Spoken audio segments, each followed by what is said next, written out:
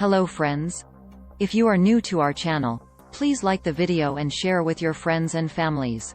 Also subscribe the channel to get timely notifications. Let's continue.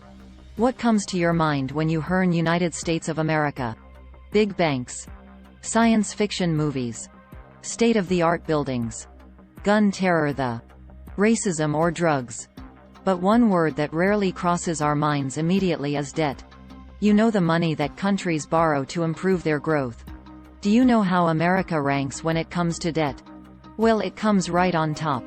No kidding here, have a look at the numbers in terms of raw dollars. The country with the highest debt in the world is unquestionably the United States of America. It has a total national debt of $31 trillion. That's about $94,175 for every single American citizen. And who does America owe all that money to? A host of parties. Banks, investors, pension funds, insurance companies. Foreign investors, also foreign governments. Yes, America owes a large amount of its debt to other countries. And which countries are these? Well, nearly half of all U.S. foreign-owned debt comes from 5 countries. That's Japan, China, the UK, Belgium and Luxembourg. And if we break them down into numbers, the U.S. owes over $1,000 billion to Japan. That's around 14.88% of its foreign debt. China ranks second. It accounts for $870 billion or 11.96% of America's foreign-owned debt. The UK meanwhile accounts for $645 billion or 8.88% of America's foreign-owned debt. Belgium accounts for $332 billion. Luxembourg accounting for $312.9 billion of America's foreign-owned debt. And besides them, America also owes money to Brazil, Switzerland, Germany, Ireland, Singapore, South Korea and India. Have a look at this report. America owes India over $216 billion in loans. Yes, it has the audacity to preach India on what's right and what isn't, supposedly.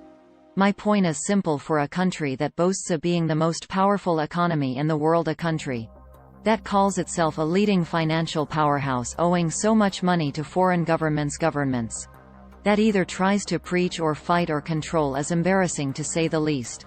It treats the UK as its right hand but owes over $645 billion to London.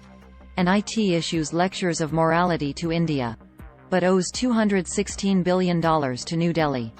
And what explains this? Why is Washington in debt to these countries? Because of a concept called treasuries. Let me explain this to you. The U.S. government finances the operations of its different federal agencies by issuing treasury securities or treasuries. These are basically debt obligations that are divided into 3 categories: treasury bills, treasury bonds, and treasury notes, and all of them can be directly purchased from the U.S. government or through a bank or broker. And who can buy these treasuries? Anybody from investors to banks to foreign governments. They can all cash in on these bonds when they reach maturity. And why have they bought this debt? Well, one of the main reasons why foreign investors buy U.S. Treasury securities is that they are one of the most secure and assets in the world. Holding them can be advantageous because it is a widely accepted currency in international trade and transactions. They also offer a higher rate of return as compared to other government bonds available worldwide. But that said, investing in U.S. treasuries is also a deliberate strategy for some countries. China has been using these bonds to keep the yuan weaker than the U.S. dollar, so that it can benefit from low import prices. In fact, some analysts and investors fear that China could dump these treasuries in retaliation, and that this weaponization of withholdings would send interest rates higher, potentially hurting America's economic interests. All said and done, the biggest question here is, why is America's national debt so high? Well, this is a result of simple mathematics. Each year there is a mismatch between America's revenues and the money that it spends. In other words, the American government spends more than it takes in or earns. And why is that happening? There are a host of reasons for this. Then first is demographics. You see, America is undergoing significant demographic change. The society is aging as the large baby boom generation begins to retire. And reports say over 10,000 people will turn 65 every day till 2029. Moreover, people are expected to live longer on average. That is great news, but it means that America must also pay for the financial needs of longer retirement. And these huge demographic trends put increasing pressure on the federal budget, and in particular on vital programs that serve older and vulnerable Americans, like Social Security, Medicare, Medicaid, and the second reason is rising healthcare costs. In many ways, healthcare is the most important issue for America's fiscal and economic future. It represents nearly 1/5 of America's entire economy, and it is the second fastest growing part of the budget. That said, America does not really get what it pays for. It spends over twice as much on healthcare as other advanced countries. This spending is projected to rise by 68% over the next decade, and will exceed all other categories of federal spending in 2030. But the services it provides are not paid for in their entirety by the people, and this leaves the healthcare sector with a significant debt. The third driving factor behind America's debt burden is inadequate revenue.